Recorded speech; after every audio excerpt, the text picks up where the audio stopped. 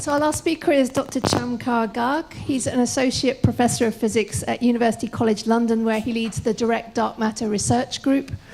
Chamkaur is an expert in rare event searches, using them to conduct research in the hunt for dark matter and other rare physics processes. He's a member of the LZ Dark Matter Search Experiment, what will be the most sensitive experiment ever in the search for galactic dark matter particles. He's the chair of Dark Matter UK, which is such a cool title, and of the Science and Technology Facilities Particle Astrophysics Advisory Panel. Cham. Thank you. Evening, everyone. So I'm gonna start by sort of trying to bring dark matter into the physical experience now, sort of inspired by Susan's talk. But let me begin here. So dark matter, there's stuff that's all around us, supposedly. We've got some ideas as to what, how it's distributed out in space, as you saw from Tom's talk, and that we think it's in the form of these particles, right? So we're calling dark matter matter because we think it's actually stuff. It's not the stuff that you and I are made of. It's not sort of baryonic matter and regular sort of atoms and stuff. But it is a particle, a fundamental particle. We think. Now it might not be. But that's the sort of path that many of us have sort of headed down, and either it will be or it won't be, and we'll find out. But let's say it is for a moment. How might we go about finding it? And we've heard about mapping it is one thing, but trying to detect it and actually catch it or have it interact is what I do. And so this is this business of going deep underground into mines or under mountains. So, but before I get to that, this is sort of the simplest Feynman diagram you're ever going to see.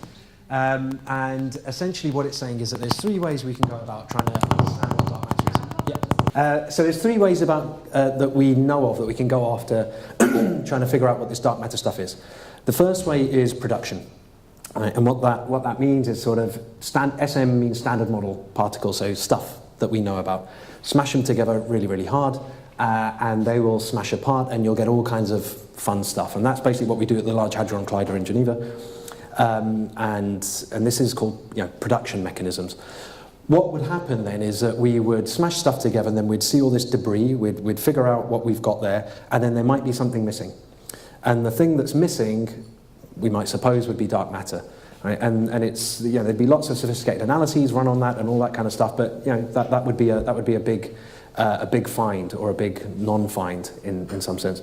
But the trouble with that is that you wouldn't know that what you've really got is dark matter. It could be that you've made this stuff because it just sort of goes through everything. It would go through the detectors at the LHC and potentially leave Geneva, get out of the solar system and then decay.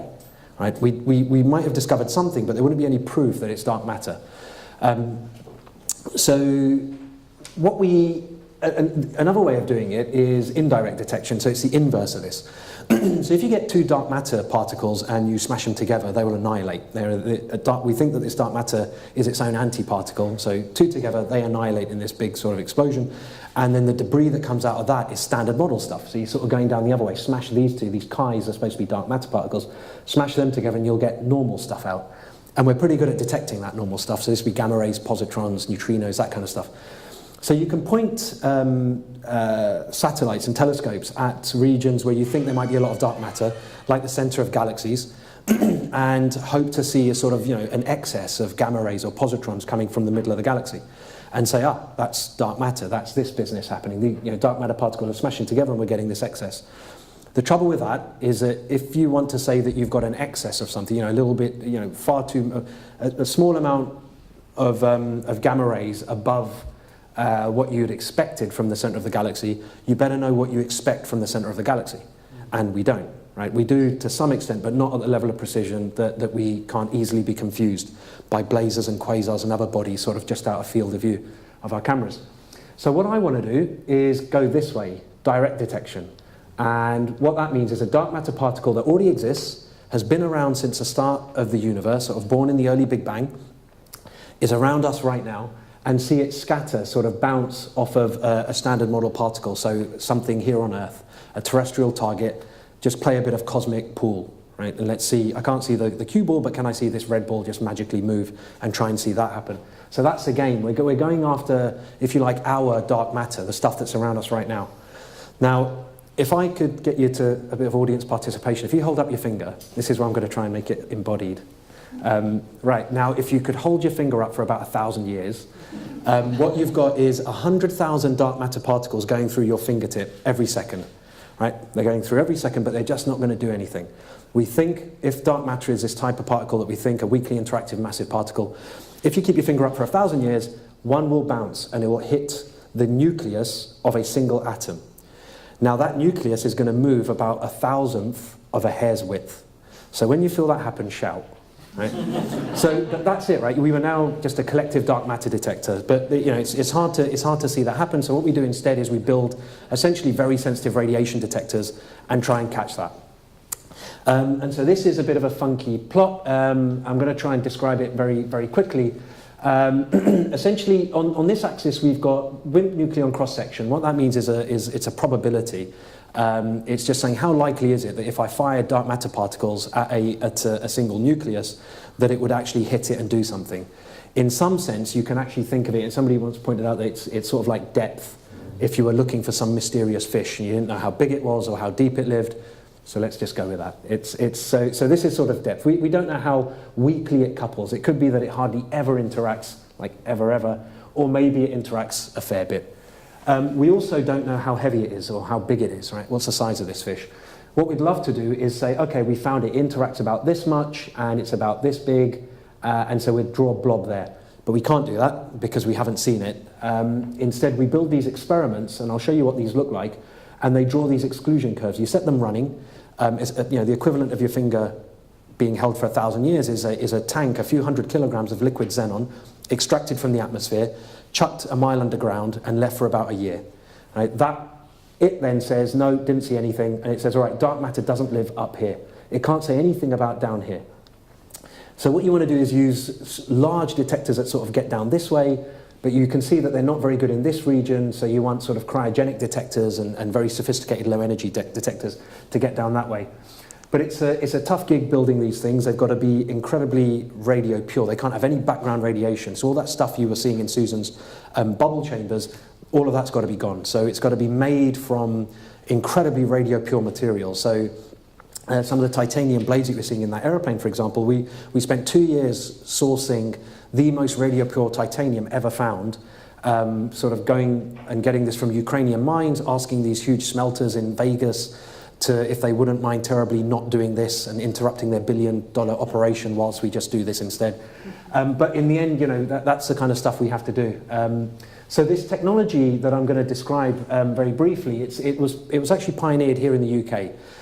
It wasn't invented by us. I always have to make this clear. It was invented by the Russians in the 70s because they invented everything in the 70s. But we sort of nicked it and started using it first. And then this was the first detector, and this was up at the Balby Underground Laboratory that Susan was mentioning. And back in 2007, we got it to work. It did very, very well. And then we realized that, oh, wow, we can scale this up pretty quickly. At this point, we became the best in the world. Back here, we were being laughed at by all these crystals and all these other funky technologies. Here, we sort of blitzed, just went straight past them. And now we're at this sort of scale where we're building ton-scale detectors. So you want to make them big. The larger, the better. It's basically more fingers, right? More target for dark matter to hit. And the way this works is a bucket of xenon viewed by light sensors, essentially eyes, top and bottom. If a particle comes in and interacts with the xenon, it gives a flash of light. But when I say a flash of light, we're talking about a couple of photons, right? Single quanta. You really can't do much better than this. But then give it a bit of time. Because we've got an electric field across this, you can drag electrons out of that site, they'll drift up to the top, and you'll get a second flash of light, which is this. So a handful of photons and a handful of electrons, those two signals together can tell us a huge amount about what just happened in that detector, can tell us whether we saw dark matter or a gamma ray or a cosmic ray or something like that. It's a phenomenal technique, and it's allowed us to get down here. So all of these sort of world-leading detectors, this stuff down here, they're all xenon detectors, all three of these. This is one that we worked on in the US, this is one in Europe, one of our competitors is a Chinese one, all the same stuff. But the one that we're building at the moment is this beast. It's going to be called Lux Zeppelin. And this is it sort of being put together. I don't have the images aren't quite as nice as the stuff Tom was showing, but yeah, it's essentially a giant. This is that titanium, by the way. This is stuff that took us a couple of years to find from a Ukrainian mine that was smelted and had all sorts of stuff done to it. And these are the eyes being put into this detector. But it genuinely is all coming together, and we'll start taking data in 2020. I have a student out there sort of helping put all this together in South Dakota, which is where this one is going to go. Okay. So we've had to move away from Bowlby and get over and work with the Americans because they have a lot more money, which is also why we call this LZ. So the Lux is this American experiment. The Z was Z. It was Zeppelin, right? It's the one that we worked on, but we had to give up that because, like I say, they pay more money. So after that, what happens? Well, we get down to here. So after LZ, maybe we'll get down to here. At this point, we're in trouble. It's going to be very hard to get past this thing. This is a neutrino flaw, and I can talk about this if somebody asks questions later on. But here we're out of rope, essentially. So let me just sort of spend a minute on this. That whole sort of parameter space, all of this, where we're looking for dark matter, is actually this little green bit here. Dark matter could be any of this, and this is a log scale. It's sort of 40 orders of magnitude. It can be anything. It's ridiculous. If we don't find dark matter, every time we put out a result saying, hey, we just ran our experiment, it was brilliant, it was great, and they say, oh, you failed to find it again. Well, yeah, we're looking there. It could be anything, right? So how do we get at all of this other kind of stuff? Well, this is that same sort of plot on another scale. And the dark WIMPs that we're talking about are sort of around here. With our technologies, we can get down to about here. Down here, it gets very, very, very hard. This is incredibly light stuff. And so there are some techniques that are using, instead of WIMPs, this stuff is called axions, and axion-like dark matter. And it's very, very funky, weird stuff. It's sort of more like this sort of field that's all around us, and it can interact like particles. And so there's various sort of technologies you can use, but the nice thing about it is it's tabletop. That's not quite tabletop. They don't have to go underground or do anything like that, and they can have small little detectors and try and do some interesting dark matter physics. So this is coming up. A lot more people are doing this kind of stuff. And then there's this. This is just emerging. The UK sort of funding councils are pushing, us working on this. This is an emerging sector for UK industry and all that kind of stuff as well. And they want to use quantum sensors. So this is a single atom being held by light, and it's just there, stable. And you can do these really funky physics by just having these sort of quantum entangled particles that interact with some fuzzy form of dark matter and have some bit flip. Right? And then you say, haha, we've seen dark matter. So this is interesting. We've got engineers that have been building this kind of stuff for whatever they want to do, for suspending atoms, because why not? But we want to try and deploy it for fundamental physics now, see if we can get at dark matter and these other kind of things with it.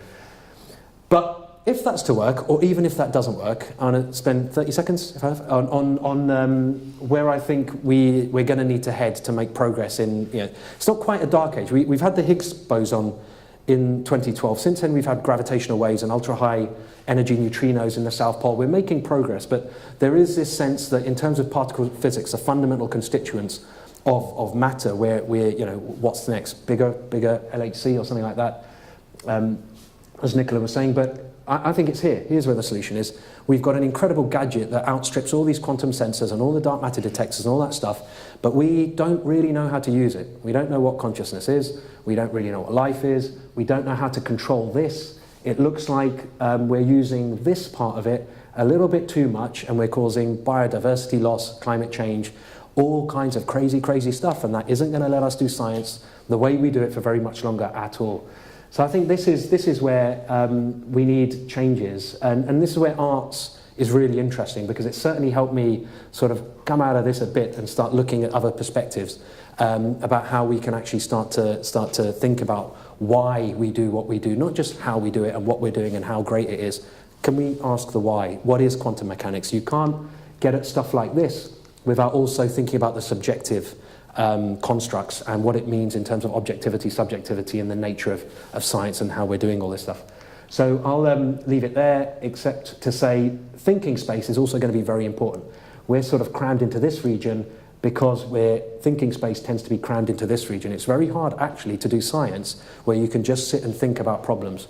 Most of the time you're doing all kinds of other nonsense, right? And including marching to political agendas as to where money's coming from, what you should be doing, etc., etc. So again, I think it's an interesting time, but it's not just on science, actually. This is going to be, as Stephen Hawking says, we've got to start becoming global citizens and engaging as a species and as a single entity of life, or whatever it is that we are, to try and get at some of these answers. Because, if we don't, we're running out of rope as a species. So I'll stop there. So.